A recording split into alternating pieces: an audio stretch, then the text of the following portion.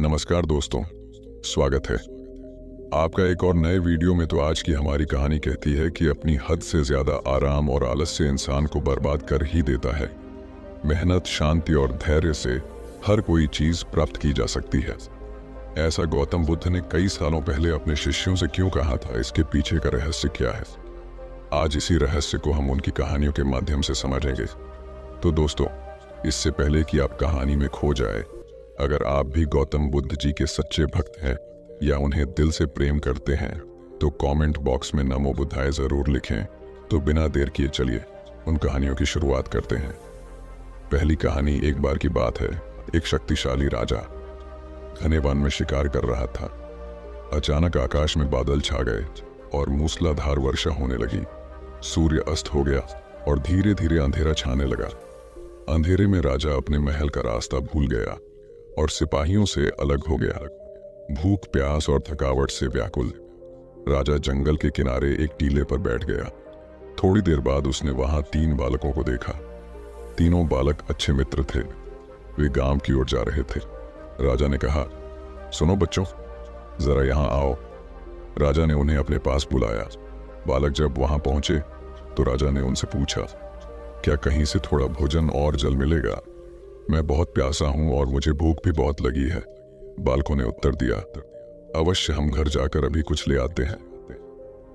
वे एक गांव की ओर भागे और तुरंत राजा के लिए जल और भोजन ले आए। राजा बच्चों के उत्साह और प्रेम को देखकर बहुत प्रसन्न हुआ। राजा बोला, प्यारे बच्चों, तुम लोग जीवन में क्या करना चाहते हो? मैं तुम सबकी सहायता करना चाहता हूं। कुछ देर सोचने के बाद एक बालक बोला, मुझे धन चाहिए। मैंने कभी 2 समय की रोटी नहीं खाई है, कभी सुंदर वस्त्र नहीं पहने हैं, इसलिए मुझे केवल धन चाहिए। राजा मुस्कुराकर बोले, ठीक है, मैं तुम्हें इतना धन दूंगा कि जीवन भर सुखी रहोगे। यह शब्द सुनते ही बालकों की खुशी का ठिकाना ना रहा। दूसरे बालक ने बड़े उत्साह से पूछा, क्या आप मुझे एक बड़ा सा बंगला और घोड़ा गाड़ी देंगे? राजा ने कहा, अगर तुम्हें यही चाहिए तो तुम्हारी इच्छा भी पूरी हो जाएगी। तीसरे बालक ने कहा, मुझे ना धन चाहिए ना ही बंगला गाड़ी। मुझे तो आप ऐसा आशीर्वाद दीजिए जिससे मैं पढ़ लिख कर विद्वान बन सकूं और शिक्षा समाप्त होने पर मैं अपने देश की सेवा कर सकूं। तीसरे बालक की इच्छा सुनकर राजा बहुत प्रभाव हुआ। उसने उसके लिए उत्तम शिक्षा का प्रबंध करवाए। वह परिश्रमी बालक था, इसलिए दिन रात एक करके उसने पढ़ाई की और बहुत बड़ा विद्वान बन गया। और समय आने पर राजा ने उसे अपने राज्य में मंत्री पद पर नियुक्त कर लिया। एक दिन अचानक राजा को वर्षों पहले की उस घटना की याद आई। उन्होंने मंत्री से कहा, वर्षों पहले तुम्हारे साथ जो 2 और बालक थे, अब उनका क्या हालचाल है? मैं चाहता हूं कि एक बार फिर मैं एक साथ तुम तीनों से मिलूं। अतः तुम कल अपने उन दोनों मित्रों को भोजन पर आमंत्रित कर लो। मंत्री ने उन दोनों को संदेश भिजवा दिया और अगले दिन सभी एक साथ राजा के सामने उपस्थित हो गए। आज तुम तीनों को एक बार फिर साथ देखकर मैं बहुत प्रसन्न हूं। इसके बारे में तो मैं जानता हूं, पर तुम दोनों अपने बारे में बताओ। राजा ने मंत्री के कंधे पर हाथ रखते हुए जेंस बालक ने धन मांगा था। बहुत दुखी होते हैं। बोला, राजा साहब, मैंने उस दिन आपसे मांग कर बड़ी गलती की। इतना सारा धन पाकर मैं आलसी बन गया और बहुत सारा धन बेकार की चीजों में खर्च कर दिया। मेरा बहुत सा धन चोरी भी हो गया और कुछ वर्ष में ही मैं वापस उसी स्थिति में पहुंच गया जिसमें आपने मुझे देखा था। बंगला गाड़ी मांगने वाले बालक भी अपना रोना रोने लगा। महाराज, मैं बड़े ठाठ से अपने बंगले में रह रहा था, पर वर्षों पहले आई बाढ़ में मेरा सब कुछ बर्बाद हो गया और मैं भी अपने पहले जैसी स्थिति में पहुंच गया। उनकी बातें सुनने के बाद राजा बोले, इस बात को अच्छी तरह गांठ बांध लो। धन संपदा सदा हमारे पास नहीं रहते, पर जान जीवन भर मनुष्य के काम आता है और उसे कोई चुरा भी नहीं सकता। शिक्षा ही मानव को विद्वान और बड़ा आदमी बना सकती है, इसलिए सबसे बड़ा धन विद्या ही है। तो दोस्तों, अब चलिए बढ़ते हैं हमारी दूसरी कहानी की तरफ। एक बार की बात है, महात्मा बुद्ध की सबसे प्रिय और निकटतम शिष्य आनंद कहीं जा रहे थे।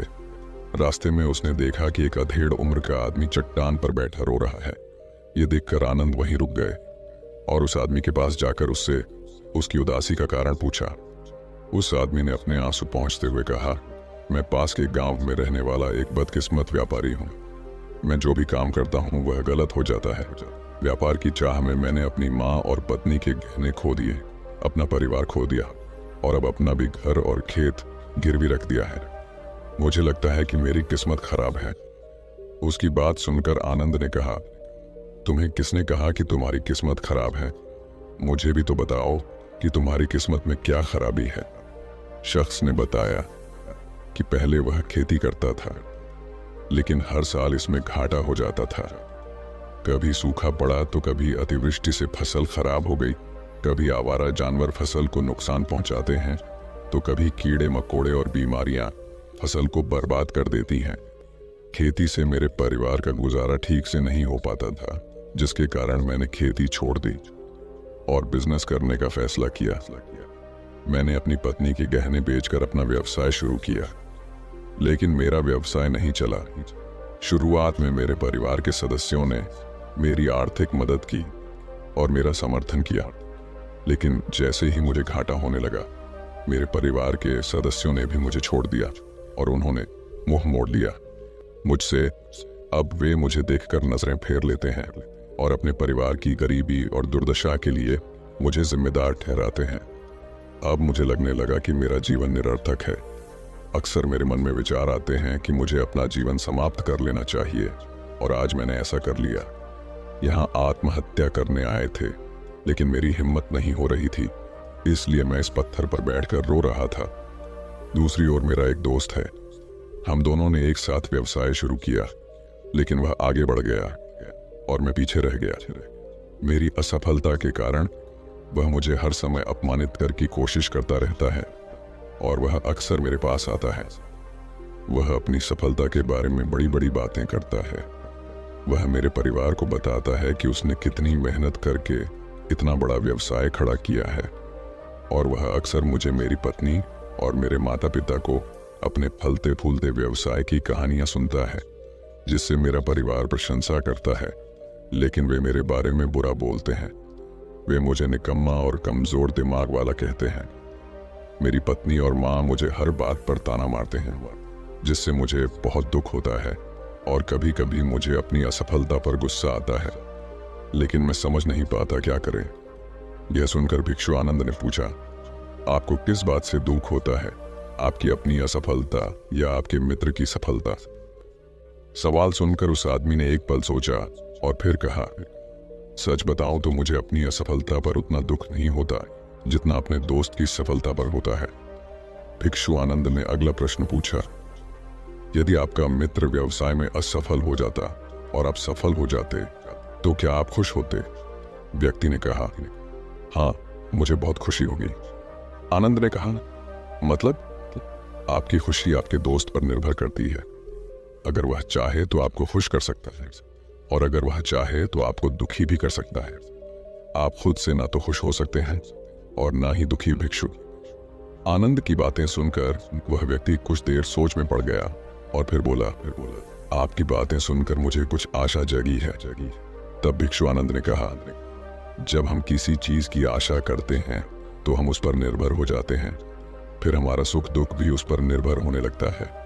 इसलिए सबसे अच्छा है कि आप खुद से ही उम्मीद करना शुरू कर दें। जब आप ऐसा करते हैं और साथ ही मेहनत और ईमानदारी से काम करते हैं, तो आपको सफलता जरूर मिलेगी। आप सोचते हैं कि आपका दोस्त आपको नीचा दिखाने के लिए आता है, वह आपको दुखी करने के लिए आता है, लेकिन अगर आप ईमानदारी से सोचें तो वह जो बातें कहता है वह सच होती है। आपको उनके संघर्षों और अनुभवों के बारे में बताता है। आप उन चीजों से बहुत कुछ सीख सकते हैं। आपको उनका आभारी होना चाहिए कि आपको घर बैठे इतने सारे अनुभव मिल रहे हैं। उन अनुभवों का लाभ उठाएं। नई शुरुआत करें। ईमानदारी से काम करते रहे, कभी नहीं हार मानो। एक दिन तुम्हें सफलता अवश्य मिलेगी। आज तुम इसे दुर्भाग्य या बुरा समय कह रहे हो, एक दिन बदलेगा और इसके साथ ही तुम्हारी सोच और विचार भी बदल जाएंगे। और देखिए जब आपका अच्छा समय शुरू होगा तो आपके दोस्त भी आपको उसकी सफलता की कहानी नहीं बताएंगे। फिर उससे आपको अपनी असफलताओं और परेशानियों के बारे में बताने दें, ताकि आप उसकी बात सुनकर भ्रमित हो जाएं। आपका आत्मविश्वास हिल जाता है और आप गलत निर्णय ले सकते हैं। लेकिन उस समय भी आपको अपनी बुद्धि का इस्तेमाल करना होगा और खुद पर भरोसा रखना होगा। जिस तरह आज आपका दोस्त आपको दुखी करने के लिए आएगा, उसी तरह वह उस समय भी आपको बनाने के लिए आएगा। क्योंकि जैसे तुम्हें उसे दुखी देखकर आनंद आता है, वैसे ही उसे भी तुम्हें दुखी देखकर आनंद आता है। उस व्यक्ति ने कहा, आप सही कह रहे हैं, लेकिन मुझे सबसे बड़ा दुखी यह है कि इसमें मेरे परिवार के लोग भी शामिल हैं। दरअसल मैं अपने परिवार के लिए अच्छा करना चाहता था और उन्हें खुश रखना चाहता था, लेकिन वह मेरी बात भी नहीं समझ रहा है। शब्द और भावनाएं, वे मुझे गलत कहते हैं और कुछ समय के लिए वह मेरे साथ भी नहीं है। भिक्षु आनंद ने उस व्यक्ति को समझाया कि हम हमेशा चाहते हैं कि हम जो भी करें लोग उसकी प्रशंसा करें, लेकिन आमतौर पर ऐसा नहीं होता। लोग करते हैं, हमारे प्रयास की सराहना नहीं करते, जिसके कारण हम दुखी हो जाते हैं। हमें लगने लगता है कि हमारे दोस्त, रिश्तेदार और परिवार के सभी सदस्य स्वार्थी हैं। लेकिन अगर आप किसी को अपना परिवार मानते हैं और उनके लिए कुछ करना चाहते हैं, तो आप ऐसा क्यों सोचते हैं? आप दूसरों के लिए कुछ कर रहे हैं। वास्तव में आप अपनी खुशी के लिए कुछ कर रहे हैं, क्योंकि उन्हें कुछ करते हुए देखना ही आपको कुछ बनाता है। आप कुछ अगर ऐसा करते समय आप सोचते हैं कि आप दूसरों के लिए कुछ कर रहे हैं, तो आप दुखी रहेंगे। लेकिन अगर आप सोचते हैं कि आप यह अपने लिए कर रहे हैं, तो आप खुश होंगे, क्योंकि जब हम ऐसा करते हैं या करना चाहते हैं, अपने लिए कुछ है, तो हमें इसके लिए सांत्वना की आवश्यकता नहीं है। विशु आनंद की यह बातें सुनकर उस व्यक्ति के चेहरे के भाव बिल्कुल बदल गए। उसने कहा, आप ठीक कह रहे हो साधु, लेकिन मैं समझता था कि अब तक मेरी किस्मत खराब थी, क्योंकि वह दूसरों के हाथ में थी।